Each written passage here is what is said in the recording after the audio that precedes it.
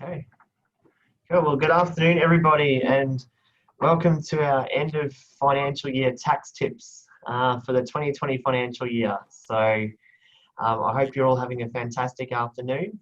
And the end of financial year is coming along nice and quickly for all of you, and that we've all either, if we haven't started, we're about to start our end of financial year tax planning, which is quite important no matter which year it is. But it's also good to know that you can save as much tax as you possibly can. So I've got with me today Helen Warnock, one of our accounting partners who specialises in agriculture and also in audit. And also have Brent Giles, who's a financial planning partner slash guru as well from there. So essentially when we came up with the idea of this webinar was that we would probably take it in about 15-minute slots each between Brent, Helen and myself, just sharing the bit of knowledge that we have on the end of financial year process, a few things that might help everybody out with saving a bit of tax and a bit of tax planning. And then after that, we would like as many questions as we can. So the chat box is there if you can put your questions in the chat if you have, or feel free to yell out halfway through the Zoom. That's okay as well. I am going to put everybody on mute though, just to start with, but you are able to unmute yourself. So just keep that in the back of your mind as well from there.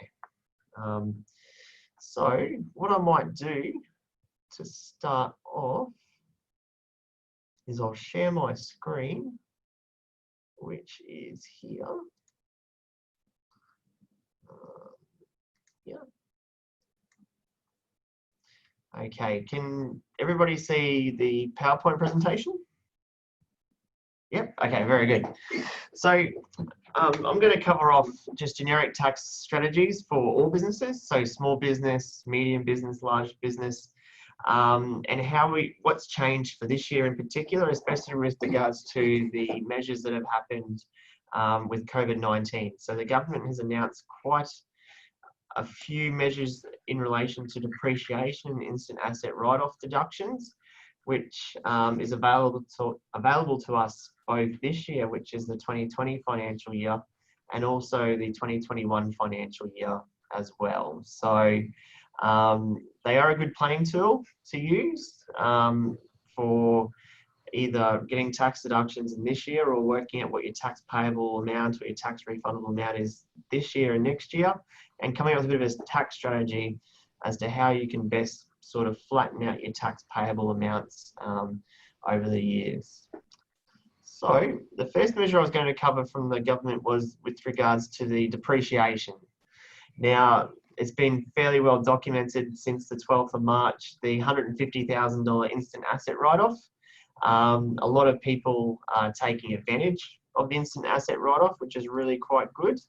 And also it's been fairly well documented or advertised in the media as well as to that being available. So a depreciation deduction amount for 100% of the immediate deduction for assets which you purchase, but they have to be installed ready for use by the 30th of June 2020 and costing less than $150,000. That's been extended to the 31st of December in an announcement, and hopefully that's going to be legislated very shortly as well. Okay, so one thing to keep in mind with the $150,000 limit, that is a whole asset, and you can have multiple assets, multiple of the same assets that can go over $150,000. For example, if you buy 2 tractors, that's okay. 2 tractors for $100,000, that's no dramas at all. You receive an immediate write-off for the first $100,000 for the first tractor, and a $100,000 write-off for the second tractor that you buy. So there's not a limit to how much you can claim, it's just how much you can claim per asset from there. Okay. That's up until the 31st of December 2020. It's available for all businesses with a turnover of up to $500 million. So that covers all of our clients pretty easily from there. The second measure that was implemented by the government was a bit less, I guess, publicised in the media and a bit less documented, was that if the asset that you purchased was over $150,000, then we're able to claim accelerated depreciation rates on that in the first year of deduction. So the year in which it was installed ready for use. So in this case, for the first year of deduction, you're able to get a 57.5% deduction on the amount in which it was purchased. So for example, if you bought a $500,000 truck, you would be able to claim a tax deduction of about $260,000 in the first year in which you purchased the asset, and 30% of the remaining amount for the subsequent years from there on their written down values. That's for new assets only. So it's important to take that into consideration with the second measure. It's for new assets only for the 57.5%. For the first measure, the 100% immediate deduction is for new and used assets. So irrespective of if they're new or used, we're able to claim a 100% deduction for under 150,000. If it's over 150,000, then we can claim 57.5% in the first year for new assets, and the normal 15% for second-hand assets like we would normally claim. So these announcements by the government have come in since the 12th of March. Important to note that the 100% immediate deduction goes until the 31st of December.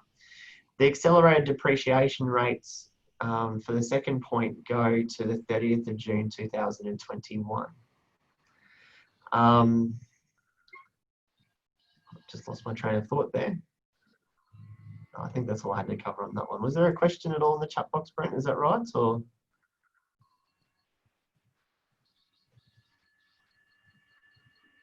sorry, yep, go for it. I think you mentioned it, mate, but someone just asked, is it for small businesses only or medium businesses? But you did reference the turnover. Yes, so it's for businesses with a turnover of up to $500 million are able to access the depreciation rules in both cases. So the immediate deduction and also for the accelerated depreciation rates as well. While we are on COVID measures, and it's something we have covered before in previous webinars, but the COVID-19 cash flow boost, which is the boost which you received when you lodged your March BAS. So it was a minimum of $10,000, maximum of $50,000. That is actually tax-free. So it's something to keep in the back of your mind. But the JobKeeper payment, which you receive if you're on JobKeeper, that's taxable. So for JobKeeper payments, you receive a tax deduction when you pay the wages for your employees, but when the government gives you the money back, it's taxable from there.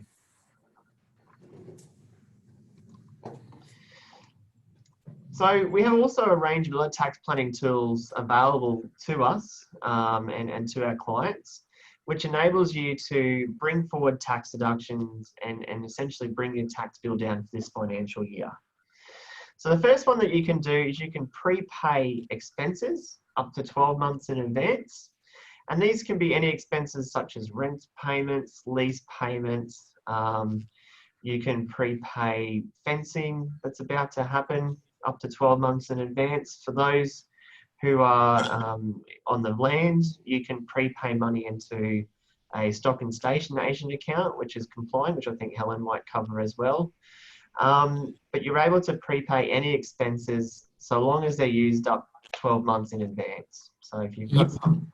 Pete, can you prepay your accounting fees? You can prepay your accounting fees, Brent. So you can prepay your accounting fees. We have one client who went to breakfast with today. He likes prepaying his accounting fees to get his tax deduction. So we are able to do that as well. The other tax planning tool which we have in our standard tax planning template is that you can always defer earning income until the following year. That can be done through a range of means. Obviously, with farmers, we don't sell cattle. You may not make a sale to someone until the next financial year if it's a big piece of equipment or what have you. But that might enable you to save tax this financial year and move the income into a following financial year, noting that you would have to pay tax in 12 months down the road if that's the case. One thing which we're consistently telling clients is ensure that your superannuation contributions are receipted by the fund prior to the 30th of June. Now that's for both employees and your own personal super contributions to get a tax deduction in the current year. So a client I met with yesterday, they usually pay their employees superannuation for June and July. But by making sure that payment was done in the last week of June and receipted by the fund, they're able to bring forward tax deductions of about $30,000, which is really quite handy. So for a measure of making sure payments are made in the right years, we're able to get some good tax deductions in the year in which they apply, which is quite handy as well. Tax deductions are also done on invoice dates. So you can organise your invoices for expenses to be dated in June rather than July, because they then fall under the prepayment regime from that point of view. So it's based on invoice date, except for your superannuation contributions, which are done on the date that they are paid. Wages are also deductible when paid, so keep that in your back of your mind as well. So wages payments are deductible in the year in which the wages payments are made. Another tax planning tool which some clients do before the end of tax year is make sure they get their donations in before the 30th of June. I know quite a few charities at the moment are doing it tough, and they are advertising to make sure you get a deduction in before the 30th of June. But that does get your tax deduction in a year earlier. So it does move the tax payment down the line also. Just flip the screen. If you run a small business and you have bad debts on your books, always good to make sure at the 30th of June every year that you review what's outstanding to you and to make sure that you believe that they are collectible or not. So what happens with bad debts? Essentially, when we raise an invoice, we pay tax on the date that the invoice is raised. Okay, so in your profit and loss, it will come up as an income, and then it will be included in your taxable income. If you believe, however, that you've made reasonable attempts to collect the debt from the debtor, and there is no way that they are going to pay you, either they've gone broke or they've gone missing or you can't contact them, make sure you write them off as a bad debt before the end of the financial year. It's quite important that you do that. Otherwise, you could be paying tax on income that you're never going to get. Income protection insurance premiums, they're fully tax deductible. And by prepaying your income protection insurance as well, it can bring forward a tax deduction and lower the cost of your overall premium from there. Another important measure for small business clients is to ensure that your stock values at the 30th of June are correct. Okay, we have quite a few clients who have large stock holdings. If you have a stock figure of, say, $500,000 on the books, or what is declared in your tax return, but in reality, the stock's only worth 400 or 350, you could be paying tax on an extra $100,000 or $150,000 that you shouldn't have to be doing, simply because the amount recorded in your inventory is overstated. So we need to make sure that obsolete or old stock is marked down to saleable values rather than their cost value. And also make sure that your stock sheets and your inventory programs are right to make sure that they include only inventory which is still on the floor or in the warehouse, and that inventory that's sold isn't still showing up on your accounting system. Each line item of stock can be valued at the lower of the cost or its market selling value or replacement value. So if you've got a clothes shop, for example, and you buy some stock in at 40 bucks a garment, but it's last season's stock and it's now worth $20 a garment, then you need to make sure your accounting system records it as $20 a garment, just so that you're able to claim a tax deduction for the write down in the stock value. Another tax planning tool which is used quite a fair bit now, which is good, is make sure you pay commercial salaries to your family members, including children, especially those that are on lower tax rates for the work they perform. So for example, if you have a child that works in a shop 5 hours on a weekend, you need to ensure that they are getting paid that amount, because their tax rate is more than likely going to be in the tax-free threshold amount. You can pay them as money through the books rather than paying them pocket money. You can pay them money and make them pay for their own clothes or what have you, but it's always important to make sure that family members who are on lower rates and lower tax rates are being paid at market value and on the books.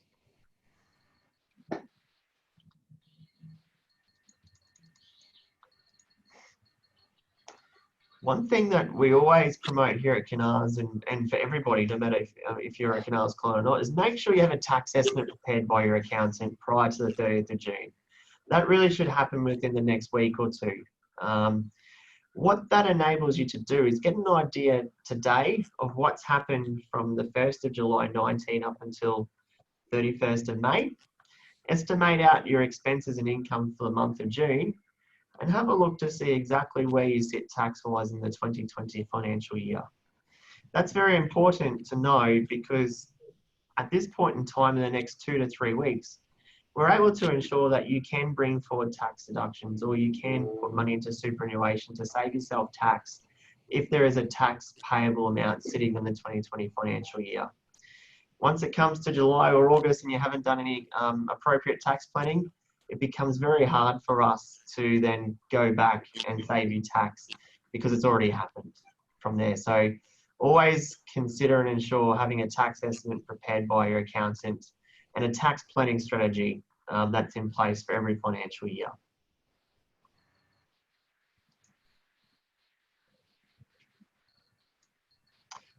One last one from myself before I hand the reins over to Brent. Actually, I might hand it over to Helen first, Brent, if that's okay.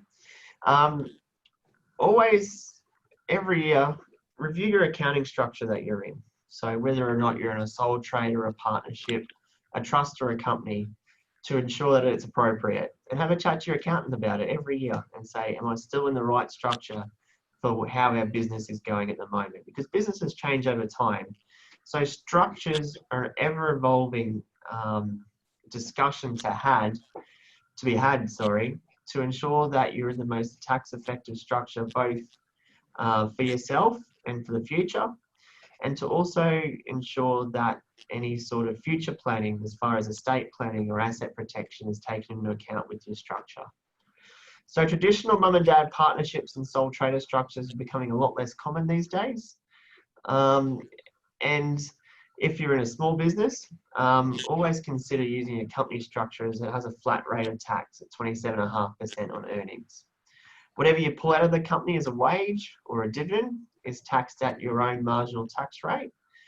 But it's always good to have any retained earnings in the company being taxed at a lower tax rate. So, and that's slated to be reduced to 25%, although a lot of things are up in the air with the tax structure at the moment. But what we do know is at 27.5% at the moment.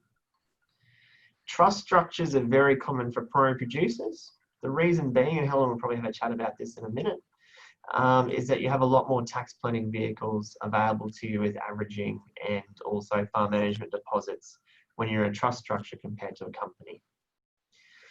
And always remember that there are tax and stamp duty concessions that you can apply when you are moving from structure to structure, especially if the ownership stays the same between individuals. Well, that's my bit on small businesses and how we can save tax this year. I'm going to hand over the reins to Helen, who's going to go through how you can save tax on the farm and specific agricultural, I guess, tax measurements that are available to farmers.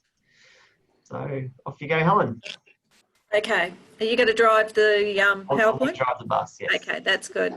So a couple of things that Peter did just mention there that I haven't covered in my slides. One was the prepaying to the stock agents. It was sort of advertised a fair bit by them a couple of years ago when it first came out. And what it is it's more designed, I think, for some of our farmers who know they've got a crop coming in or they've got to put a crop in soon. And so they're going to have some large costs on seed and fertiliser and that.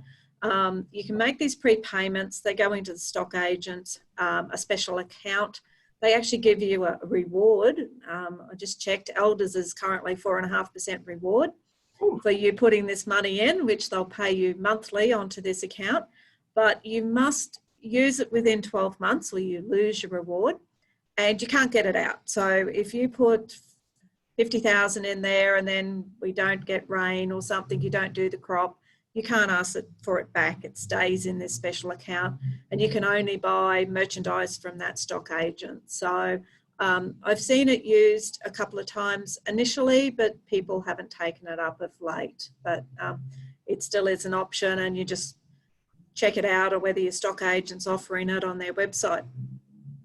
One thing I was going to touch on is the farm management deposits. So that is one way, if you've had a really good year, you can put money into a farm management deposit, get paid very little interest on it though, but get a deduction for that amount of the deposit. So a couple of rules where people are making some mistakes. There's a maximum of 800,000 per individual.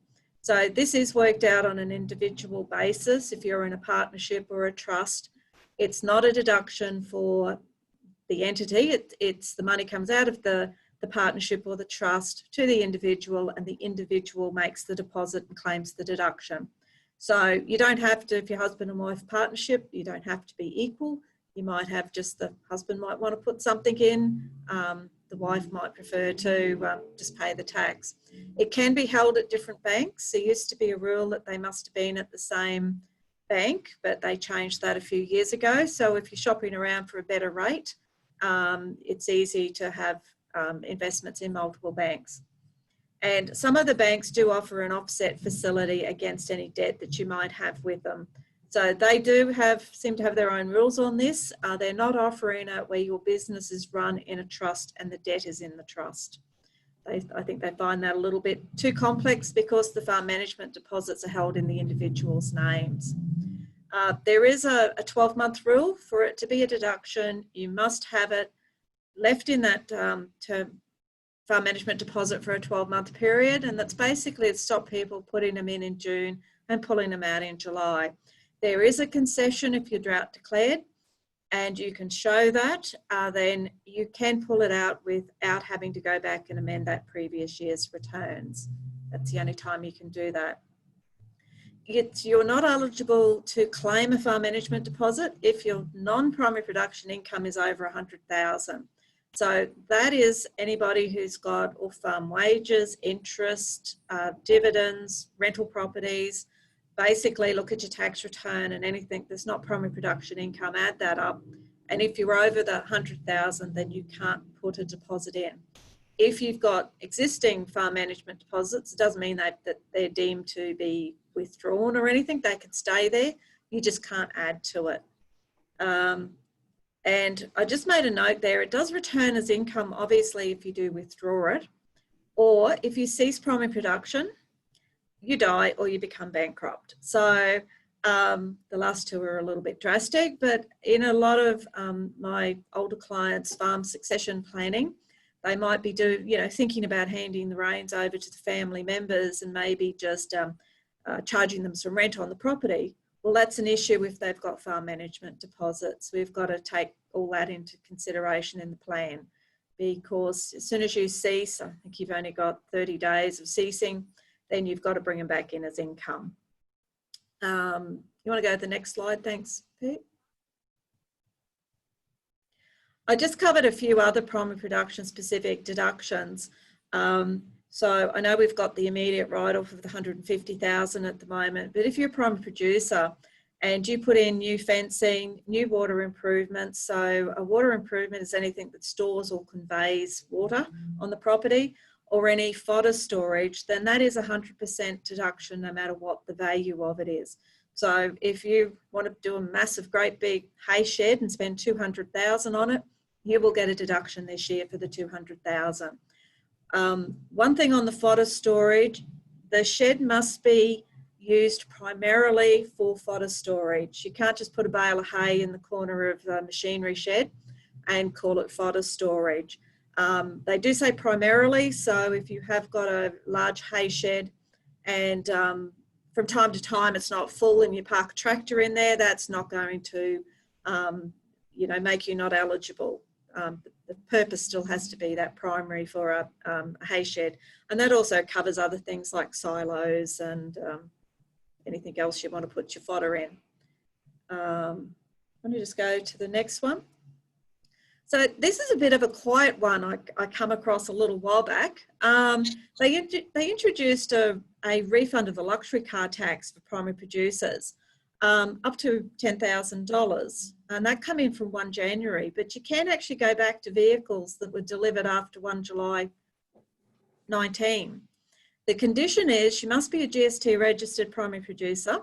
The vehicle must be a 4-wheel drive or an all-wheel drive, and either a passenger car with a ground clearance of at least 175 mil or an off-road passenger vehicle.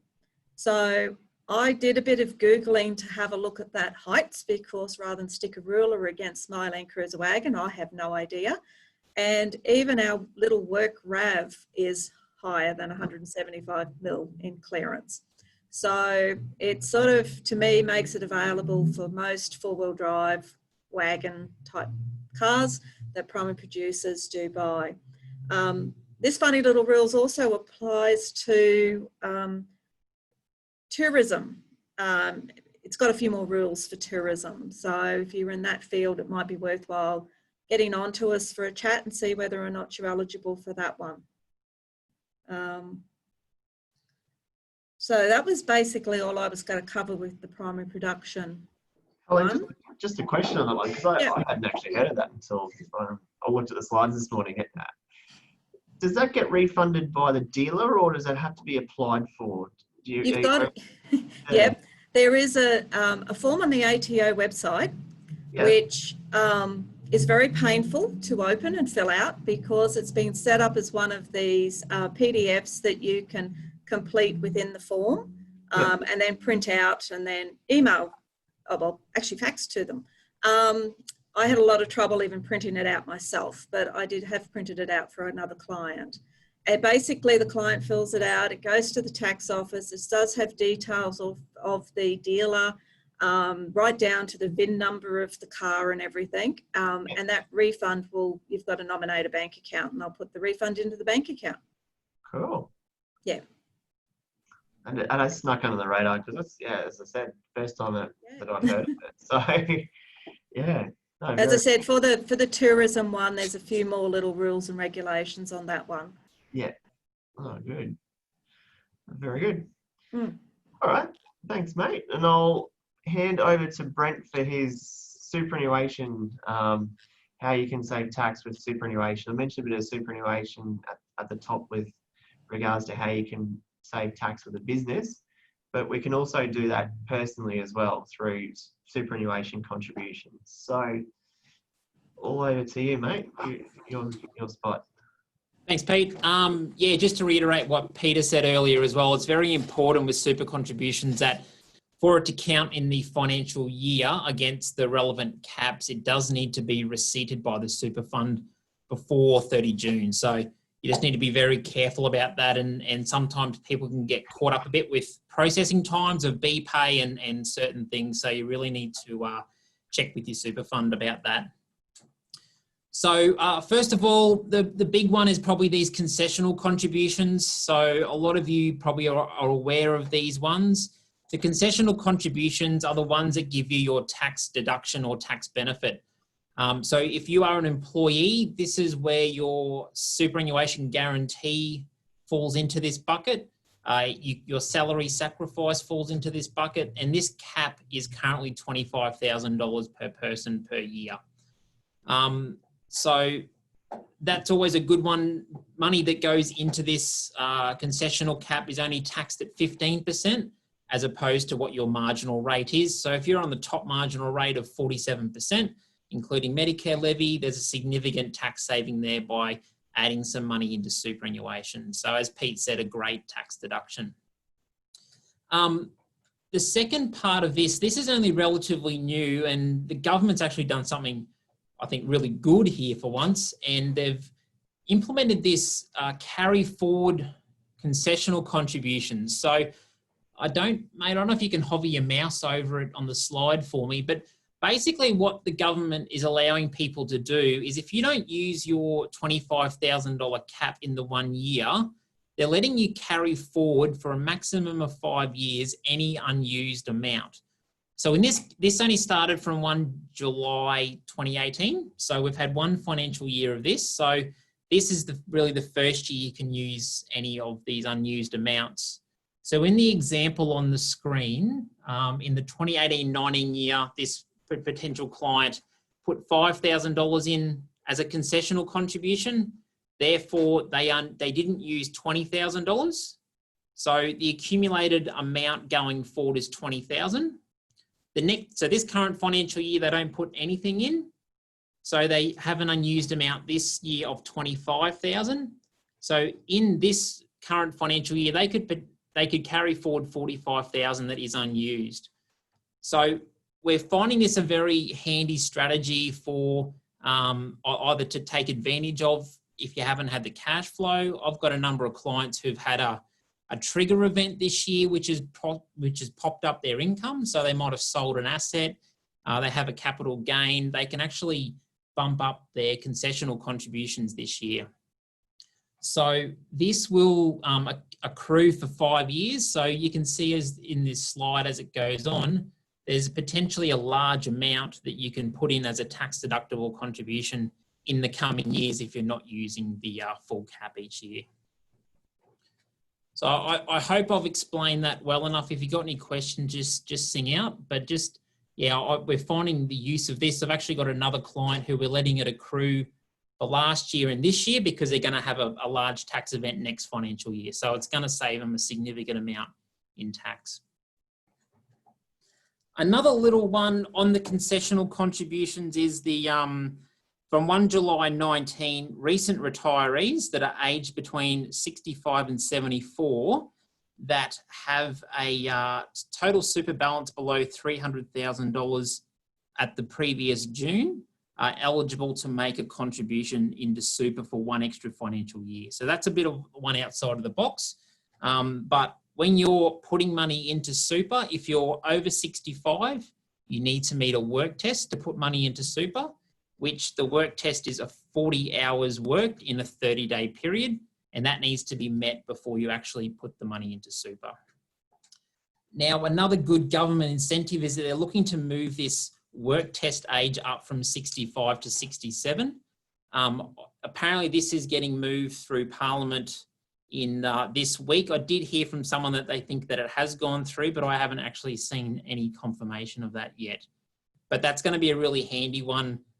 If you're around that 65 mark, you're not going to have to meet a work test to put money into super until you reach 67. Rightio. So that's the concessional contributions, the tax deduction ones. It is also handy, potentially longer term, to make non-concessional contributions to super. So these are ones that go into super that you don't get an immediate tax benefit from, but you're actually investing the money into superannuation and it's taxed at a lower environment. So the cap on this is currently $100,000 a year, but you can also use what they call the bring forward rule and bring forward the next 2 financial years of contributions and actually make up to $300,000 in one go. So that can be handy if you're wanting to get some more money into super, and it's $100,000 per financial year or $300,000 maximum under that bring forward rule.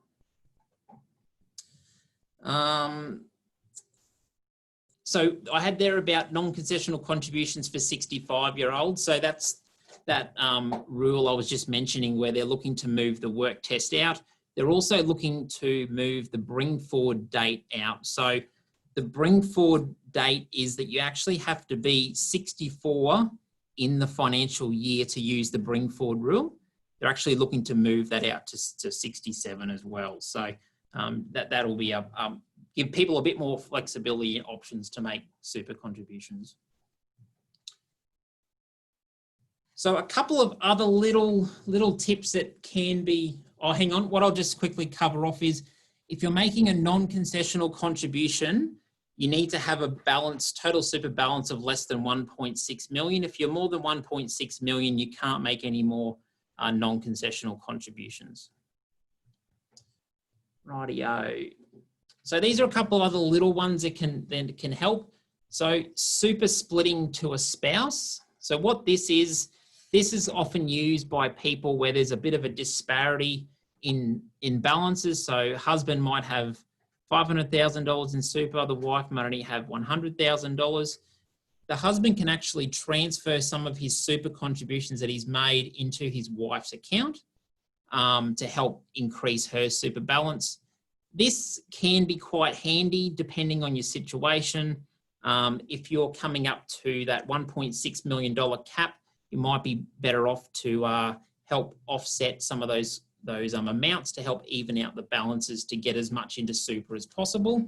It can also help as well if there's a bit of an age difference in spouses and potential access to Centrelink down the track as well.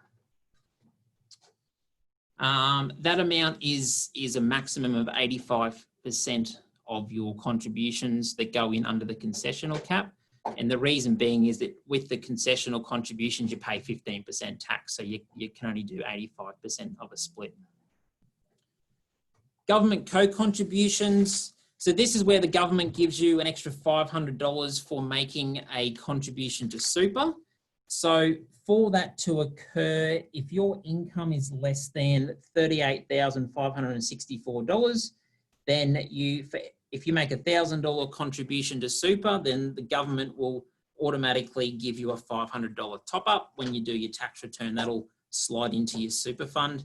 This phases out, so you get basically what it says is it reduces by 3.33 cents for every dollar.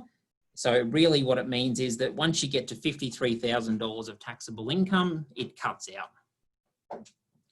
But that's a quick way to make an extra 50% on your money by adding $1,000 in and getting a $500 top up. And also spouse contributions. So if you make a contribution to super on behalf of your spouse, so by making a $3,000 contribution, you can get an actual tax offset of $540. So that's a full tax amount that gets paid back into your tax return. So to do that, the spouse has to have income basically less than $40,000. And that just needs to be elected to be made as a spouse contribution into your super fund. That's all there, mate. So I don't know if anyone's got any questions at this point. Otherwise, I'll just keep going on. So those that have some money in pension phase within their super, so the government has come out and reduced the minimum amount that people actually have to draw from their super funds. So if you are in between 58 and 65, the minimum is 4%. If you're between 65 and 74, the minimum is 5%. On the back of all the COVID implications for markets, the government said that people only actually have to take out half of their minimum from their superannuation or pension. So if you want to take advantage of that, you can drop back how much you're pulling from your superannuation pension. For people who have like retail funds or industry funds, they're actually making this the standard rule. So if you're quite happy getting your 5% minimum and you're 65, your super fund will actually reduce this down to 2.5%. If you want to keep getting that 5%, you'll actually have to tell your super fund that you want to get that amount. So they did something similar in the GFC. The difference being that was an opt-in. You could choose to drop it down if you wanted to. This is a bit different in that they're making it happen automatically. And it's basically an opt-out situation. On the back of reduced minimums, some strategies that we're seeing clients do is if you've got large amounts of money in superannuation, if you want to take any extra payments out, sometimes that can be helpful to do these as lump sums so that it doesn't affect your transfer balance cap. I probably won't go into that in great detail, but if you want to ask me some more questions about that, feel free. And another one with Centrelink, pension providers update Centrelink twice a year with your balances. Obviously, a lot of pension balances have been affected if you've had exposure to shares in your portfolio, which has resulted in the balances being reduced.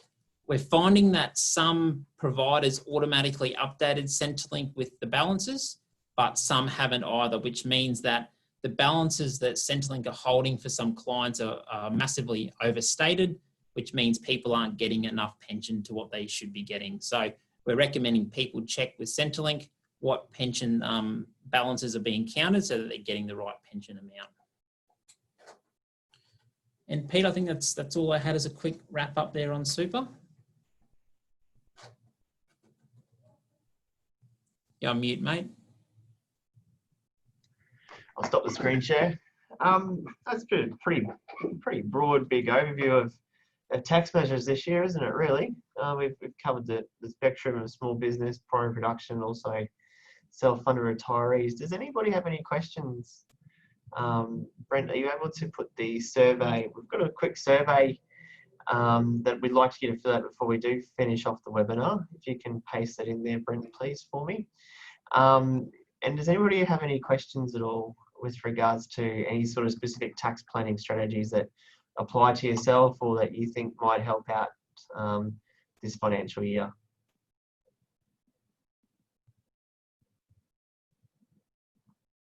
No, we're all pretty good. Cool.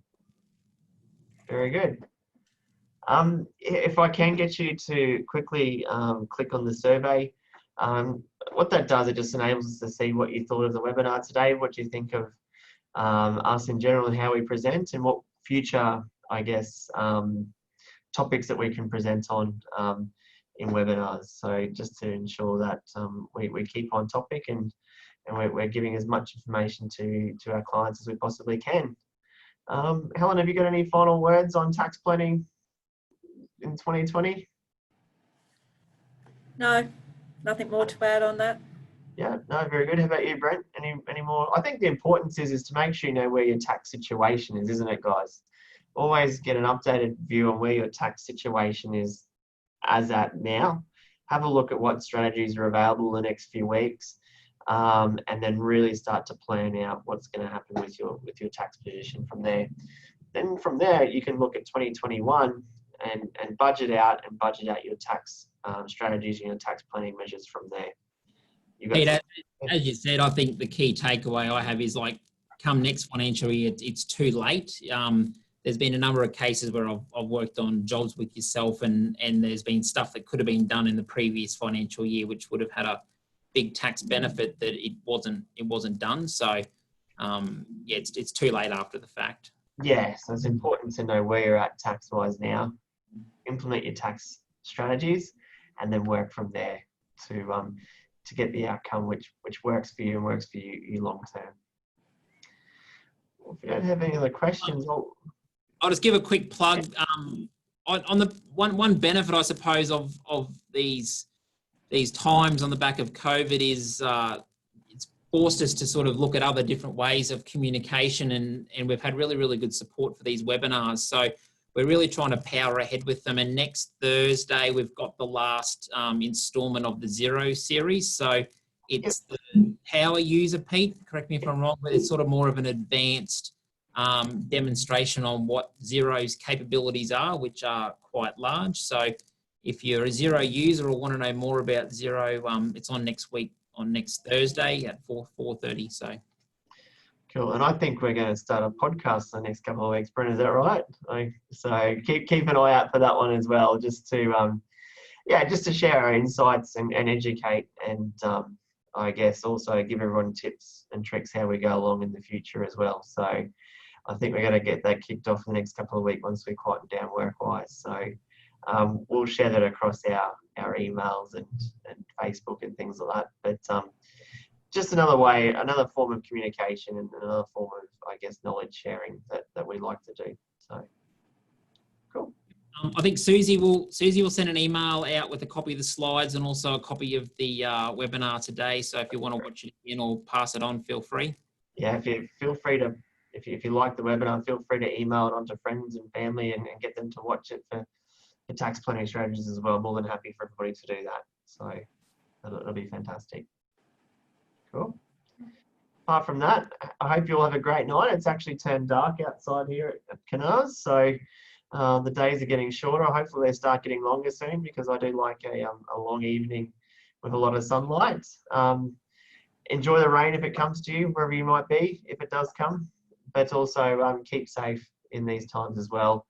And looking forward to hearing about your tax planning strategy for this year as well. So thank you, everybody, and have a fantastic night. All right. Thanks, see you. Thanks, Thanks, mate. thanks, Helen.